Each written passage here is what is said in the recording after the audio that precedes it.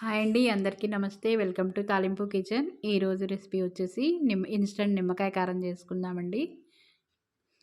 దానికి ప్రొసీజర్ చూద్దాము. ముందుగా 4 నిమ్మకాయలు రసం తీసి ఉంచుకోవాలండి. తర్వాత వీడియోలో కనిపించే మెజర్మెంటు ఎల్లో స్పూన్తో ముందు 2 చెంచాలు వేసుకున్నానండి. తర్వాత తక్కువైతే నేను తర్వాత 1 స్పూన్ కలిపాను. మొత్తం 3 స్పూన్లు కారం, 2 చిన్న స్పూన్లు ఉప్పు వేసి కలిపానండి. బాగా కలుపుకోవాలి కలిసేట్టు. తర్వాత పోపు పెట్టుకుందాం. తర్వాత భాండీ పెట్టి నూనె వేసి, నూనె ఎక్కువ వేసుకోవాలండి పోపుకి. 2 ఎండుమిరపకాయలు, పోపు గింజలు బాగా వేసుకోవాలి, ఎక్కువ వేసుకోవాలి. ఒక స్పూన్ జీలకర్ర,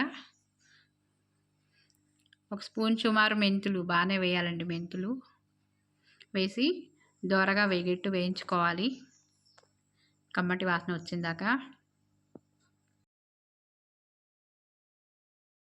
తర్వాత ఇంగువ, కరివేపాకు వేసి ఆ పోపు నిమ్మకాయ కారంలో కలిపేసుకోవాలండి.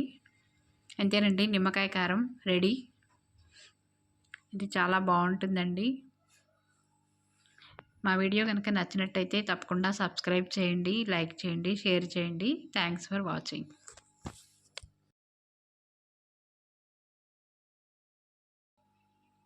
మరో వీడియోతో మళ్ళీ కలుద్దాం.